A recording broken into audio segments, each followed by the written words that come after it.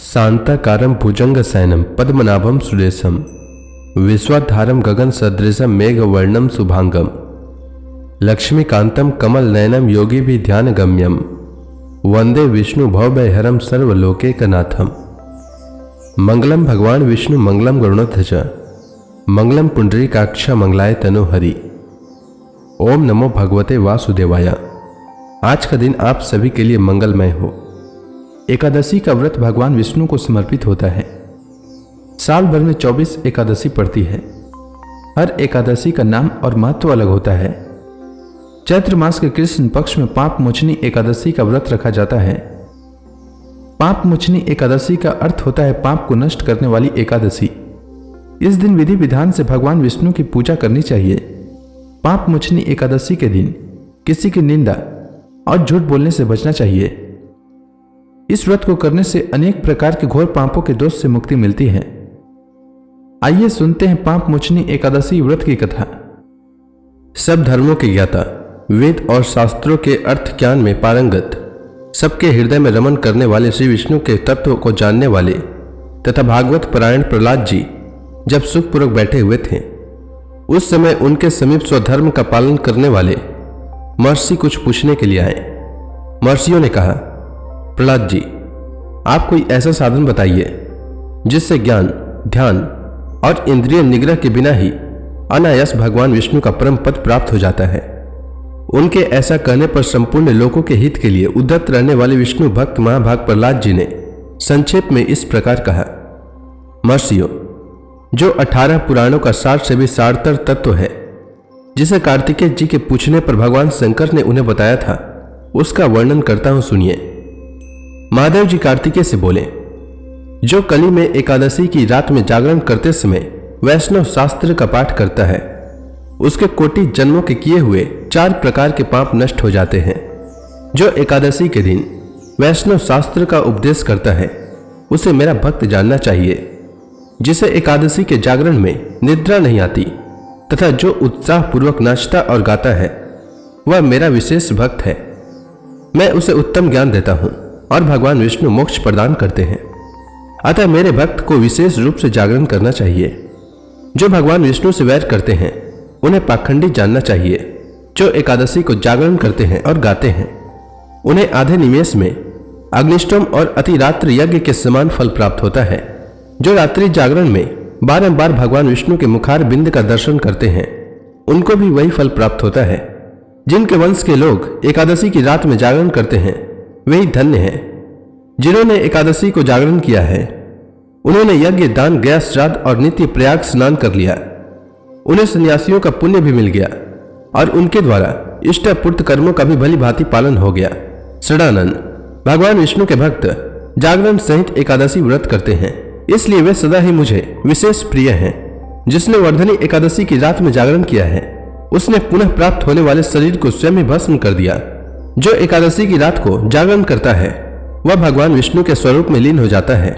जिसने हरि बोधनी एकादशी की रात में जागरण किया है, उसके स्थूल सूक्ष्म सभी पाप नष्ट हो जाते हैं। जो एकादशी की रात में जागरण तथा ताल स्वर के साथ संगीत का आयोजन करता है, उसे महान पुण्य की प्राप्ति होती है। जो एकादशी के दिन ऋषियों द्वारा बनाए हुए दिव्य स्तोत्रों से, ऋग्वेद, यजुर्वेद तथा सामवेद के वैष्णव मंत्रों से, संस्कृत और प्राकृत के अन्य स्त्रोतों से व गीत वाद्य आदि के द्वारा भगवान विष्णु को संतुष्ट करता है, उसे भगवान विष्णु भी परमानंद प्रदान करते हैं। जो एकादशी की रात में भगवान विष्णु के आगे वैष्णव भक्तों के समीप गीता और विष्णु सहस्त्र नाम का पाठ करता है, वह उस परम धाम में जाता है जहां साक्षात भगवान नारायण विराजमान है। पुण्य में भागवत तथा स्कंद पुराण भगवान विष्णु को प्रिय है। मथुरा और व्रज में भगवान विष्णु के बाल चरित्र का जो वर्णन किया गया है, उसे जो एकादशी की रात में भगवान केशव का पूजन करके पढ़ता है, उसका पुण्य कितना है यह मैं नहीं जानता, कदाचित भगवान विष्णु जानते हो। बेटा, भगवान के समीप गीत, नृत्य और स्तोत्र पाठ आदि से जो फल होता है, वही कली में श्री हरि के समीप जागरण करते समय विष्णु सहस्त्र नाम, गीता तथा श्रीमद् भागवत का पाठ करने से सहस्त्र गुना होकर मिलता है। जो श्री हरि के समीप जागरण करते समय रात में दीपक जलाता है, उसका पुण्य 100 कल्पों में भी नष्ट नहीं होता। जो जागरण काल में मंजरी सहित तुलसी दल से भक्ति पूर्वक श्री हरि का पूजन करता है, उसका पुनः इस संसार में जन्म नहीं होता। स्नान, चंदन, लेप, धूप, दीप, नैवेद्य और तांबुल यह सब जागरण काल में भगवान को समर्पित किया जाए तो उससे अक्षय पुण्य होता है। कार्तिकेय, जो भक्त मेरा ध्यान करना चाहता है वह एकादशी की रात्रि में श्रीहरि के समीप भक्ति पूर्वक जागरण करे। एकादशी के दिन जो लोग जागरण करते हैं उनके शरीर में इंद्र आदि देवता आकर स्थित हो जाते हैं। जो जागरण काल में महाभारत का पाठ करते हैं वे उस परम धाम में जाते हैं जहां सन्यासी महात्मा जाया करते हैं। जो उस समय श्री रामचंद्र जी का चरित्र दशकंठ वध पढ़ते हैं वे योग वेताओं की गति को प्राप्त होते हैं। जिन्होंने श्रीहरि के समीप जागरण किया है उन्होंने 4 वेदों का स्वाध्याय, देवताओं का पूजन, यज्ञों का अनुष्ठान तथा सब तीर्थों में स्नान कर लिया। श्री कृष्ण से बढ़कर कोई देवता नहीं है और एकादशी व्रत के समान दूसरा कोई व्रत नहीं है। जहां भागवत शास्त्र है, भगवान विष्णु के लिए जहां जागरण किया जाता है और जहां शालिग्राम शिला स्थित होती है वहां साक्षात भगवान विष्णु उपस्थित होते हैं। पाप मोचनी एकादशी व्रत की कथा के अनुसार एक बार महाराज युधिष्ठिर ने भगवान श्री कृष्ण से कहा, हे कमल नयन, मैं ज्यों-ज्यों एकादशियों के व्रतों की कथाएं सुन रहा हूं त्यों-त्यों अन्य एकादशियों के व्रतों की कथाएं सुनने की मेरी जिज्ञासा बढ़ती ही जा रही है। हे मधुसूदन, अब कृपा कर आप चैत्र माह के कृष्ण पक्ष की एकादशी के विषय में बतलाइए। इस एकादशी का नाम क्या है, इसमें कौन से देवता का पूजन किया जाता है तथा इस व्रत का क्या विधान है। हे श्री कृष्ण, यह सब आप मुझे विस्तार पूर्वक बताने की कृपा करें। भगवान श्री कृष्ण ने कहा, हे युधिष्ठिर, एक बार यही प्रश्न पृथ्वीपति मानधाता ने लोमस ऋषि से किया था। जो कुछ लोमस ऋषि ने राजा मानधाता को बताया था वही मैं तुमसे कह रहा हूं। राजा मानधाता ने धर्म के गुहितम रहस्यों के ज्ञाता महर्षि लोमस से पूछा, हे ऋषि श्रेष्ठ, मनुष्य के पापों का मोचन किस प्रकार संभव है? कृपा कर कोई ऐसा सरल उपाय बताएं जिससे सहज ही पापों से छुटकारा मिल जाए। महर्षि लोमस ने कहा, हे नृपति, चैत्र मास के कृष्ण पक्ष की एकादशी का नाम पाप मोचनी एकादशी है। उसके व्रत के प्रभाव से मनुष्यों के अनेक पाप नष्ट हो जाते हैं। मैं तुम्हें इस व्रत की कथा सुनाता हूं, ध्यान पूर्वक श्रवण करो। प्राचीन समय में चैत्र रथ नामक एक वन था। उसमें अप्सराएं किन्नरों के साथ विहार किया करती थीं। वहां सदैव वसंत का मौसम रहता था, अर्थात उस जगह सदा नाना प्रकार के पुष्प खिले रहते थे। कभी गंधर्व कन्याएं विहार किया करती थी, कभी देवेंद्र अन्य देवताओं के साथ क्रीड़ा किया करते थे। उसी वन में मेधावी नाम के एक ऋषि भी तपस्या में लीन रहते थे। वे शिव भक्त थे।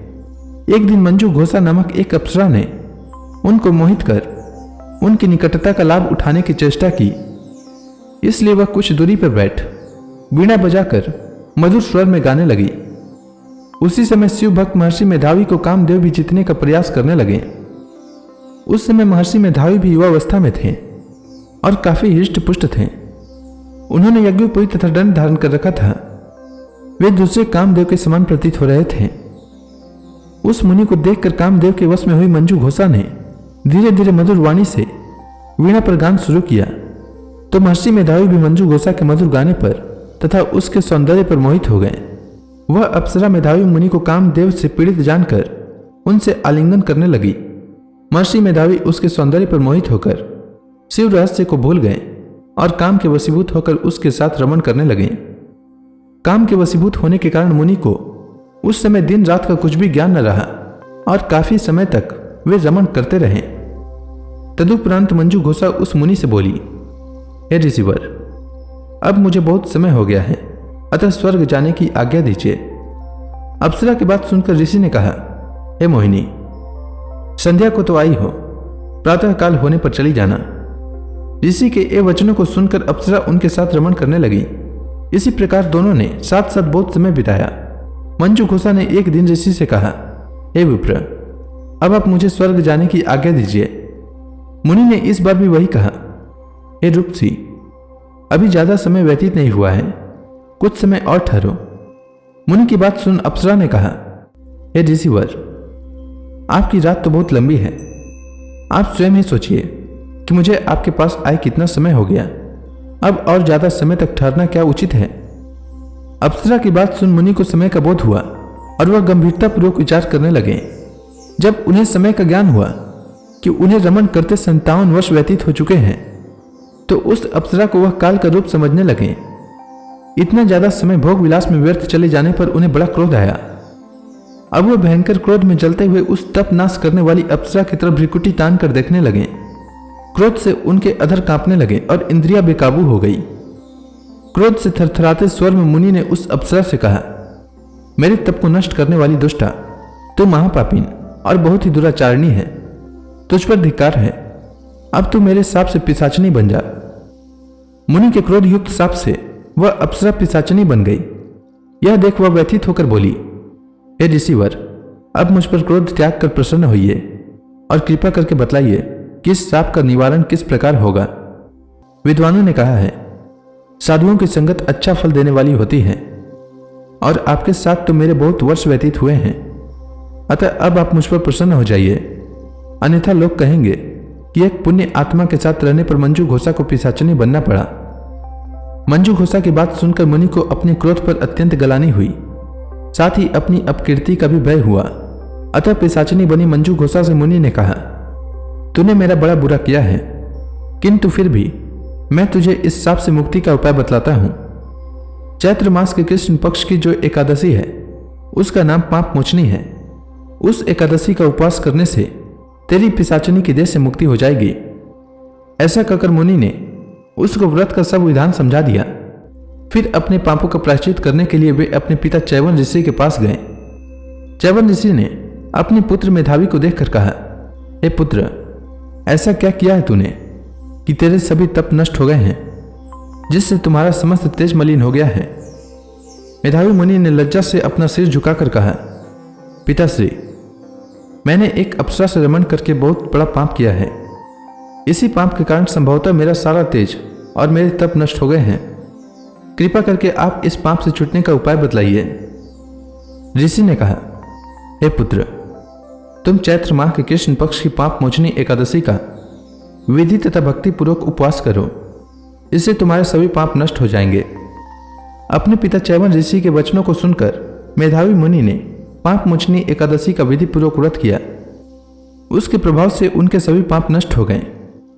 मंजू घोषा अप्सरा भी पाप मोचनी एकादशी का उपवास करने से पिशाचनी के देह से छूट गई और पुनः अपना सुंदर रूप धारण कर स्वर्गलोक को चली गई। लोमस मुनि ने कहा, हे राजन, इस पाप मोचनी एकादशी के प्रभाव से समस्त पाप नष्ट हो जाते हैं। इस एकादशी की कथा के श्रवण व पठन से 1000 गोदान करने का फल प्राप्त होता है। इस उपवास को करने से सभी प्रकार के भयंकर पाप भी नष्ट हो जाते हैं और अंत में स्वर्गलोक की प्राप्ति होती है। तो इसी के साथ पाप मोचनी एकादशी व्रत की कथा समाप्त होती है। तो प्रेम से बोली भगवान विष्णु की जय, श्री कृष्ण भगवान की जय, समस्त देवी देवताओं की जय। अब आप सभी भक्तगण हाथ जोड़कर भगवान श्री हरि का ध्यान करें। आरती होने वाली है। ओम जय एकादशी माता, मैया जय एकादशी माता। विष्णु पूजा व्रत को धारण करके, विष्णु पूजा व्रत को धारण करके शक्ति मुक्ति पाता। ओम जय एकादशी माता। तेरे नाम गिनाऊं देवी, भक्ति प्रदान करनी, भक्ति प्रदान करनी। गण गौरव की देनी माता, गण गौरव की देनी माता, शास्त्रों में बरनी। ओम जय एकादशी माता। मार्गशीर्ष कृष्ण पक्ष की उत्पन्ना, विश्व तारणी जनमी, मैया विश्व तारणी जनमी। शुक्ल पक्ष में हुई मोक्षदा, शुक्ल पक्ष में हुई मोक्षदा, मुक्तिदाता बन के भरमी। ओम जय एकादशी माता। पौष के कृष्ण पक्ष की सफला नामक है। शुक्ल पक्ष में होए पुत्रदा, आनंद अधिक रहे। ओम जय एकादशी माता। नाम सट तिला माघ मास में कृष्ण पक्ष आवे, मैया कृष्ण पक्ष आवे। शुक्ल पक्ष में जया कहावे, शुक्ल पक्ष में जया कहावे, विजय सदा पावे। ओम जय एकादशी माता। विद्या फाल्गुन कृष्ण पक्ष में शुक्ला अमला की, मैया शुक्ला अमला की। पाप मोचनी कृष्ण पक्ष में चैत्र महाबली की। ओम जय एकादशी माता। चैत्र शुक्ल में नाम कामदा धन देने वाली, मैया धन देने वाली। नाम बरूथनी कृष्ण पक्ष में बैसाख माहवाली। ओम जय एकादशी माता। शुक्ल पक्ष में होए मोहिनी अपराज्येष्ठ कृष्ण पक्षी, मैया अपराज्येष्ठ कृष्ण पक्षी। नाम निर्जला सब सुख करने शुक्ल पक्ष रखी। ओम जय एकादशी माता। योगिनी नाम आषाढ़ में जानो कृष्ण पक्ष करनी, मैया कृष्ण पक्ष करनी। देव सैनी नाम कहायो शुक्ल पक्ष धरनी। ओम जय एकादशी माता। कामिका श्रावण मास में आवे कृष्ण पक्ष कहिए, श्रावण शुक्ला होए पवित्र आनंद से रहिए। ओम जय एकादशी माता। अजा भाद्र पद्र कृष्ण पक्ष की परिवर्तनी शुक्ला, मैया परिवर्तनी शुक्ला। इंद्राश्विन कृष्ण पक्ष में व्रत से भव सागर निकला। ओम जय एकादशी माता। पापांकुश है शुक्ल पक्ष में आप हरण हारी, मैया आप हरण हारी। रमा मास कार्तिक में आवे सुखदायक भारी। ओम जय एकादशी माता। देवोत्थान शुक्ल पक्ष की दुख नाशक मैया, पावन मास में करो विनती पार करो नैया। ओम जय एकादशी माता। परमा कृष्ण पक्ष में होती जन मंगल करनी, मैया जन मंगल करनी।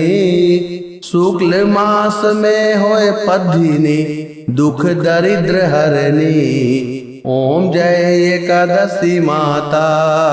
जो कोई आरती एकादशी की भक्ति सहित गावे, मैया भक्ति सहित गावे।